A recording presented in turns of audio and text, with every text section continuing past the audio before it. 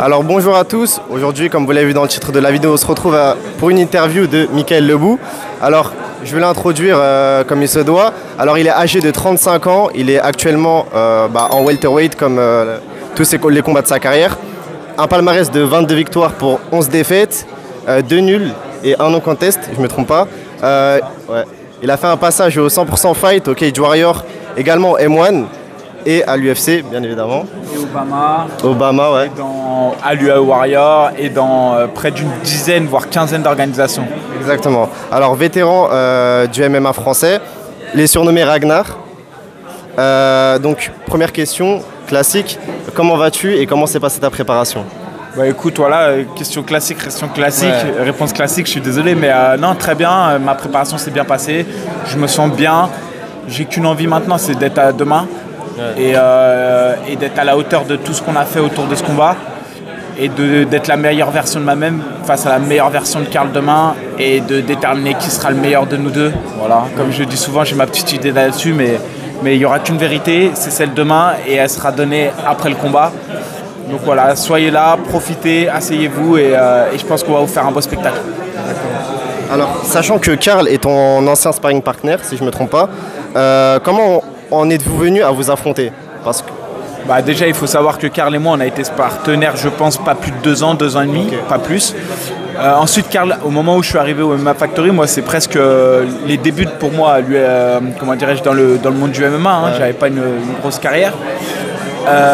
Lui, ça faisait déjà 12 ans qu'il était dans le circuit et ça fait 8 ans maintenant presque que Karl et moi, on a plus tourné ensemble. Donc 8 ans dans une carrière de sportif, c'est...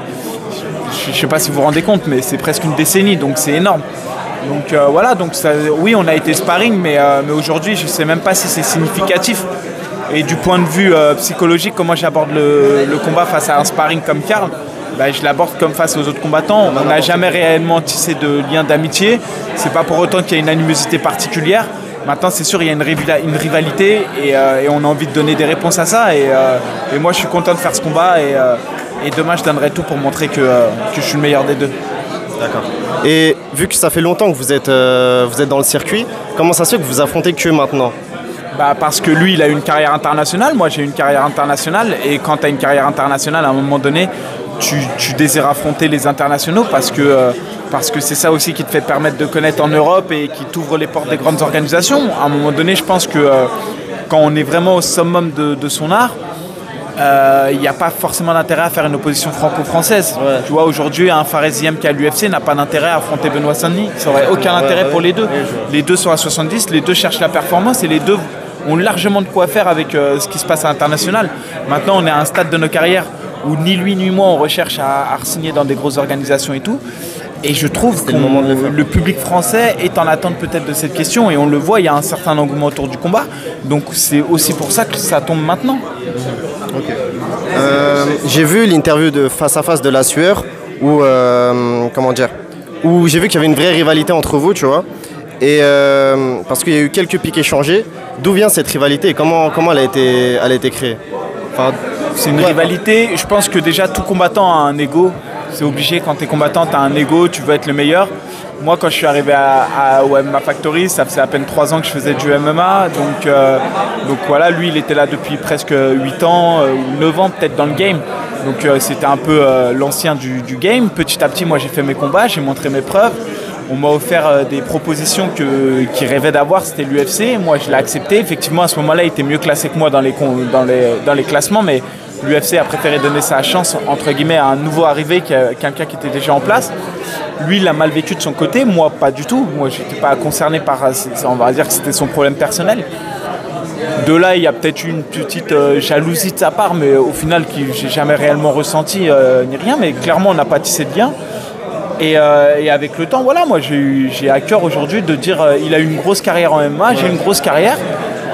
Je trouve que c'est beau aujourd'hui de se dire qui va être le meilleur de nous deux. Et la rivalité, elle est saine. Même si après je le pique, il me pique. C'est du jeu. Le trash talking n'a jamais débordé en dehors du cadre sportif. On n'a jamais été sur le territoire de l'intimité, des problèmes qu'il a pu avoir personnels qu'il a pu déballer sur les réseaux. Jamais je me serais permis d'aller là-dessus. Je suis vraiment resté sur le sportif. Après, je suis quelqu'un de taquin, j'aime ça jusqu'au bout. Et je suis content de l'avoir fait comme ça s'est passé. Et demain, comme je dis, voilà, on a beau se taquiner, pas se taquiner, faire le méchant, pas le méchant. Demain, il n'y aura qu'une réalité. Qui soit prêt, je serai prêt et on va vous donner un combat épique. Exactement. Alors, j'ai une question également. Tu as combattu dans différentes organisations partout dans le monde et aujourd'hui, tu tires ta révérence chez toi en France. Qu'est-ce que ça représente pour toi de finir ta carrière ici en France, devant ton public? Déjà, j'ai eu la chance de combattre au MMA Grand Prix 1. Ouais. C'était le premier événement français depuis la légalisation du MMA. J'avais déjà fait un main event là-bas. Donc c'était une grosse fierté pour moi d'avoir... je ne sais pas si les gens se rendent compte, j'ai fait le main event du premier événement de MMA français organisé depuis sa légalisation. Donc ça, déjà, ça a été on va dire qu'à l'époque, Abdelkadzani qui a organisé ça m'a rendu en quelque sorte un bel hommage, entre guillemets, et j'étais content de l'avoir fait. Après, effectivement, le MMAGP n'est pas à la... Aujourd'hui, on le voit, le RS a des prétentions énormes et on voit qu'ils mettent les moyens en place. Pour avoir vécu la Fight Week et avoir, comme je l'ai dit, combattu sur plus presque une vingtaine d'organisations faciles, ouais, vraiment facilement, je peux vous dire qu'aujourd'hui, le RS fait partie des plus grosses organisations mondiales en termes d'organisation logistique. Et voilà. Ensuite, en France, on a la chance que le RS soit extrêmement suivi par les médias. On voit Kaina qui fait un boulot monstre. On a Canal+, quand même, c'est pas rien. Je sais pas si les gens se rendent compte, mais Canal+, historiquement, c'est le rugby, le foot, la Formule 1. Là, aujourd'hui, on a le MMA sur Canal+. Voilà, c'est énorme.